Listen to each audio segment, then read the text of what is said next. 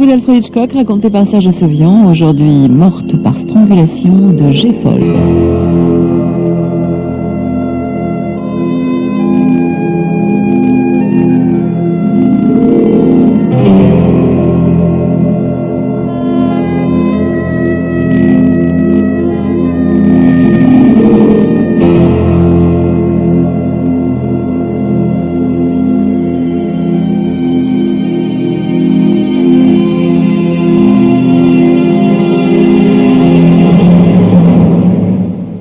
Chacun de nous, depuis l'enfance, a sa conception du trésor.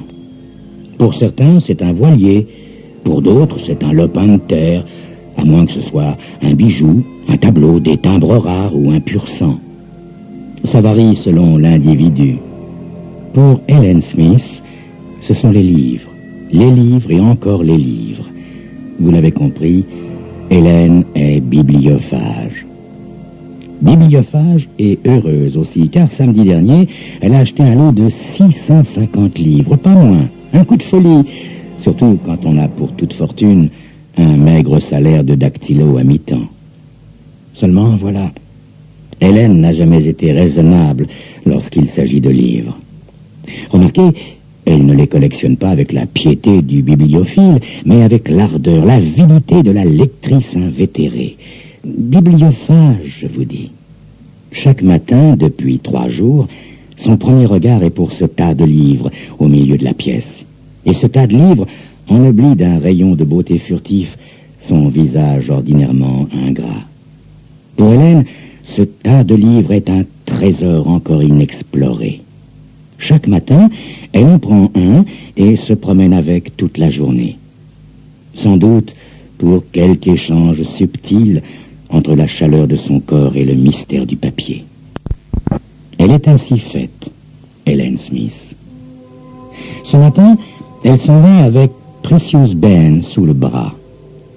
Et la nuit venue, après l'avoir transportée amoureusement, elle s'assied enfin dans le petit bistrot au coin de sa rue pour en lire les premières phrases. C'est à hauteur du 3e chapitre qu'elle sent une présence. Quelqu'un a profité de son attention pour s'asseoir à sa table en face d'elle. Elle n'en continue pas moins sa lecture comme si de rien n'était. Elle sent que son vis-à-vis ne cesse de la dévisager, de la fixer. Ça l'agace prodigieusement parce qu'il est inévitable qu'il s'apprête à lui adresser la parole. « C'est mon livre de chevet que vous lisez là, mademoiselle. Amusant, non ?» Hélène lève vivement la tête et découvre un jeune visage maigre avec des yeux bruns sérieux, mais une bouche légèrement ironique. Elle écrit merveilleusement, n'est-ce pas, Mary Webb? Et soudain, le cœur d'Hélène se met à battre. En fait, jeunes gens, Hélène ne connaît que les héros de ses chers livres, tandis que les autres, ceux qui lancent aux femmes des sourires pleins de sous-entendus, ceux qui rient bruyamment dans les rues et les bars, ceux-là lui sont totalement inconnus, totalement étrangers. Je voudrais pas vous importuner, mademoiselle, mais vous savez ce que c'est, hein, quand on voit quelqu'un lire un de vos livres préférés, enfin du moins, quand on aime les livres. Si j'aime les livres, certainement, monsieur. Ben, et moi, donc, il n'y a rien au monde que je préfère, mademoiselle. Ça doit vous paraître bizarre, non? Non, pas du tout, monsieur. Je lis tout le temps, moi. Il me semble que tout ce qui existe dans le monde se trouve dans les livres. Tout ce qui est arrivé à chacun d'entre nous. Oui, c'est exactement ce que je ressens, mademoiselle. Mais il est tellement difficile de communiquer ses sentiments. Et ainsi, ils se mettent à parler de Mary Webb, de Dickens, d'Hemingway, de Milton, de Shakespeare, de Faulkner. Et c'est ainsi qu'ils découvrent, auteur après auteur, ceux pour lesquels ils partagent tous les deux une véritable passion. Après 2 heures de conversation et de café, le jeune homme se présente. « Je m'appelle Bill Mallory. »« Moi, c'est Hélène Smith. »« Hélène, c'est un de mes prénoms favoris. Connaissez-vous le poème « Douce Hélène, rends-moi immortel » La rougeur qui envahit les traits d'Hélène interrompt soudain le poème. La pensée qu'il se moque peut-être d'elle lui tombe dessus comme une douche froide. Elle se lève brusquement. « Non, attendez, mademoiselle, attendez. Si vous n'avez pas de projet, malheureusement j'en ai, monsieur. » Le jeune homme lui étreint le bras. Ce contact la fait frissonner. « Attendez, Hélène. Vous ne pouvez pas disparaître comme ça, voyons. » Elle le regarde droit dans les yeux. Ses beaux yeux bruns, toujours aussi graves, aussi sérieux. Mais sa bouche a une expression ambiguë. « D'accord, Bill. Allons faire un tour. » Et pendant près d'une heure, il se promène dans les rues de la grande ville. La jeune fille se débat dans des sentiments contradictoires. Sa méfiance instinctive pour tout homme et le plaisir que lui procure celui-ci. Finalement, ils aboutissent chez elle. Elle le voit avec soulagement détourner son intérêt de sa personne pour le reporter sur tous les livres. « Oh, fantastique, fantastique !» dit-il en contemplant tous les murs tapissés d'ouvrages et le lot récent encore au milieu de la pièce. « C'est ma dernière acquisition. »« Oh, mais comment vous allez faire pour ranger tout ça, Hélène ? Remarquez, si vous le permettez, je pourrais vous donner un petit coup de main. » Mais bien sûr qu'elle permet, Hélène. Cependant, il est bien tard. Demain, peut-être. D'accord, Hélène. Alors à demain. Après le départ de Bill, Hélène s'adosse à la porte d'entrée, le souffle court, ne croyant qu'à moitié à ce miracle. Le lendemain soir, Bill sonne à sa porte, fort du désir de l'aider à classer et cataloguer sa dernière acquisition. Le troisième soir, il pose tendrement ses lèvres sur celles de la jeune fille en la quittant. Lorsqu'il revient le soir suivant, Hélène s'aperçoit qu'elle se désintéresse un peu du classement de ses chers livres au bénéfice des faits et gestes de Bill. C'est le cœur battant, avec une véritable passion qu'elle observe le sérieux de son visage, la courbe ironique de ses lèvres, le mouvement habile de ses doigts feuilletant les livres page par page. Elle finit par s'avouer qu'il y a enfin dans sa vie quelque chose de peut-être plus important que la lecture. Le lendemain matin, alors qu'elle sacrifie au rite du livre quotidien, elle choisit, pourquoi pas, un exemplaire d'Ulysse de Joyce. Sans doute parce que le pauvre n'a pas encore été catalogué et figure encore sur une pile du tas. Au moment où elle le soulève, la couverture s'ouvre et quelque chose tombe d'entre les pages. Une enveloppe.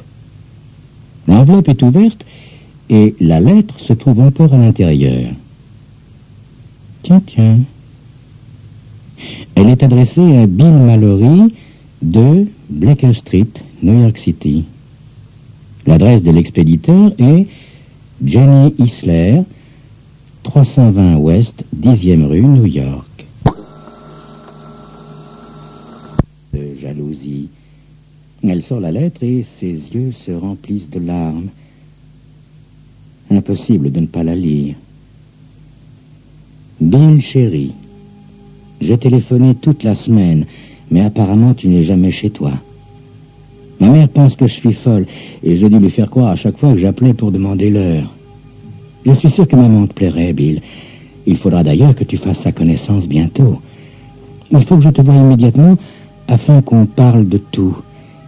Bill, ça ne date encore que de 2 mois, et ça n'est pas encore visible. Personne ne devinerait quoi que ce soit si on se marie tout de suite, car beaucoup d'enfants naissent prématurément.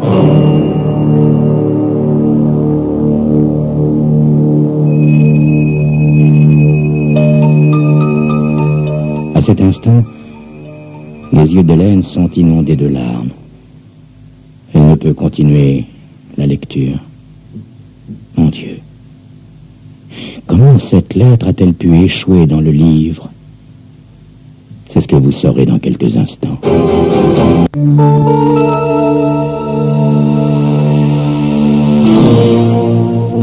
cette lettre a-t-elle échoué dans le livre? Serait-ce Bill qui l'aurait oublié? Pourtant, il n'a jamais emprunté ce livre. D'autre part, Hélène est certaine qu'à aucun moment de leur travail de classement, Bill n'a répertorié le livre en question.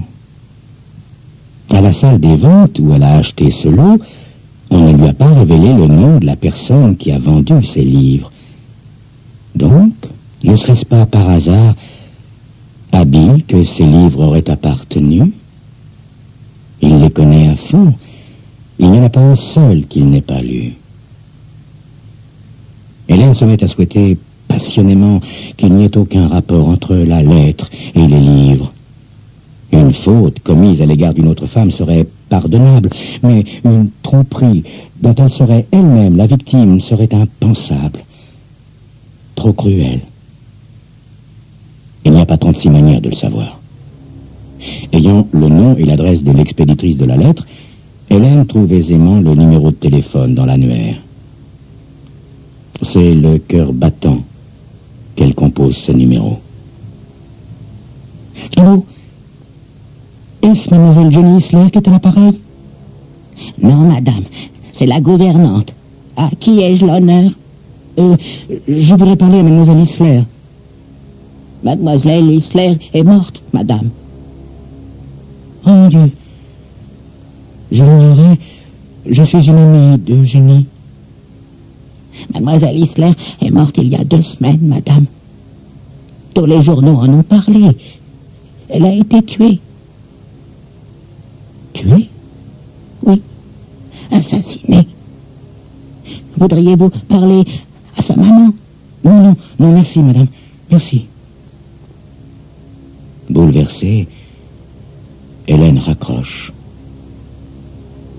Jenny Isler tuée. Assassinée? Non, ce n'est pas possible. Il ne peut s'agir que d'un accident. Toute éventualité serait trop horrible. Si elle a été assassinée, la lettre contenue dans le livre constitue une preuve accablante contre... Oh mon Dieu. La logique amène implacablement Hélène vers des conclusions qu'elle refuse de tout son être. Non, ce n'est pas possible. Bill ne peut pas être un meurtrier. Ce n'est pas possible. Au cours de l'après-midi, n'y tenant plus, incapable de dominer son trouble, elle téléphone à la rédaction d'un journal et demande des renseignements sur la mort de Jenny Isler. Un vieux journaliste lui répond. Jenny Isler, oui, nous avons passé un reportage sur elle. Le jeudi 12, elle a été étranglée à Central Park. Mon Dieu. Bill Mallory, ponctuel, sonne à 8h30 à la porte d'Hélène. Après un bref bonsoir, proche de l'indifférence, il se dirige tout droit vers les livres. C'est alors qu'Hélène se rend compte qu'il ne procède pas à un examen attentif des livres qu'il doit répertorier, mais plutôt à une véritable fouille. Hélène place le livre contenant la lettre sur le bureau près du mur, puis elle s'approche de Bill.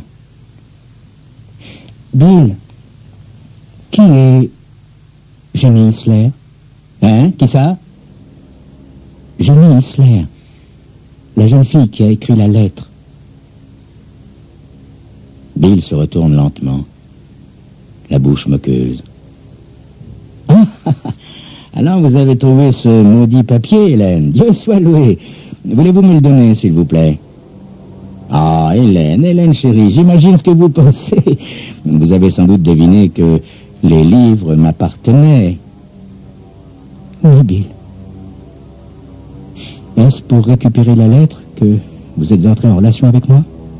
Oh, Hélène, c'est vraiment ça que vous pensez? Sûrement pas, Hélène chérie. Je savais évidemment que vous aviez acheté mes livres, mais si je me suis intéressé à vous, Hélène, c'est parce que je ne pourrais aimer qu'une jeune fille qui apprécie mes lectures. Pouvez-vous comprendre cela, chérie? Il l'attire vers lui, mais devant son sourire incertain, la jeune fille se raidit, résiste. Elle est morte, Bill. Jenny Isler est morte. Assassiné. Oui, je sais, Hélène. Pour parler franc, ça m'a causé quelques soucis lorsque j'ai appris ça. Je pensais que la police pouvait se méprendre sur le sens de cette lettre. J'ignorais qu'elle se trouvait dans le livre jusqu'à ce que je vende ma collection. C'est plus tard que je m'en suis rendu compte. Alors, vous deviez la trouver, n'est-ce pas, Bill? Trouver cette lettre à tout prix. Hélène... Bill, pourquoi n'avez-vous pas dit à la police que vous connaissiez Jenny Isler? Hein? Pour me trouver mêlé à une histoire pareille? Non, merci bien. Après tout, ils ont trouvé l'assassin, hein? Un clochard quelconque. Vraiment, Bill? Mais oui, Hélène, enfin. Vous pensez tout de même pas... Allez-vous-en, Bill. Allez-vous-en, je ne veux plus vous voir. Bien, Hélène. Si c'est ainsi que vous le prenez... Maintenant, je veux simplement récupérer ma lettre. Non, Bill, jamais. Vous m'avez menti. Vous m'avez fait croire que vous étiez autre chose que ce que vous êtes. Je ne vous donnerai jamais cette lettre. Ah, écoutez, Hélène chérie, essayez pas de jouer ce petit jeu avec moi. Donnez-moi la lettre et on sera quitte. Je peux feuilleter les livres moi-même, vous savez. Mais si vous ne partez pas immédiatement, je crie. Faites pas l'idiote, Hélène. Faites pas l'idiote. En ricanant, Bill se dirige vers la bibliothèque. Alors, brusquement, tout le ressentiment, toute la frustration et la souffrance contenue dans le cœur d'Hélène explosent en un cri sauvage. Bill se retourne vers elle, affolé. Hélène continue de crier. Bill s'approche vivement d'Hélène. Il la pousse contre le bureau et referme ses mains autour du cou fragile de la jeune fille. Hélène tente désespérément de lui faire lâcher prise, mais il y a de l'acier dans les mains de Bill Mallory. De l'acier. Quelques instants plus tard, Hélène glisse lentement sur le sol. Morte. Le représentant de l'armée du salut s'appelle Monsieur Woody. C'est un homme corpulent, aux yeux ronds, qui se déplace à pas feutrés et respectueux dans la chambre de feu Hélène Smith. Il tourne les yeux vers le lieutenant de police qui l'accompagne. Quand cette pauvre jeune fille est-elle morte, lieutenant? Il y a environ 2 semaines, monsieur Woody. Et pour ce qui est de trouver l'assassin, la chance ne nous a guère favorisés. Oh, dites-moi, lieutenant, serait-ce l'assassin qui aurait tenté de fracturer cette porte? Nous l'ignorons, monsieur Woody. Cela s'est passé 2 jours après le meurtre. Quelqu'un a voulu s'introduire par effraction dans la chambre, mais il a pris la fuite avant d'avoir pu réussir. Sans doute a-t-il été gêné, et depuis, nous surveillons les lieux. Ah, c'est terrible, terrible, lieutenant. Et cette pauvre petite jeune fille, Hélène Smith, n'avait pas de famille? Non, pas à notre connaissance, monsieur Woody. Tout ce qu'elle possédait au monde se trouve ici. Elle avait des livres merveilleux. Hein? Dites-moi qui tu lis, je te dirai qui tu es. Oui, c'est bien vrai, lieutenant. Eh bien, je crois que nous pourrions nous mettre au travail. L'armée du salut vous est infiniment reconnaissante de ce don généreux, lieutenant. Nous pouvions mettre ces livres en de meilleures mains, monsieur Woody. Ils me semblent tous en bon état. Tenez, regardez celui-là. Quelle magnifique reliure. Hein? Qu'est-ce que c'est? Ah, bah oui, ah bah bien sûr. C'est Ulysse de Joyce. Un sacré livre, hein? Malheureusement, j'ai encore jamais eu le temps de le lire. Eh bien, dans ce cas, emportez-le, lieutenant, je vous le prête.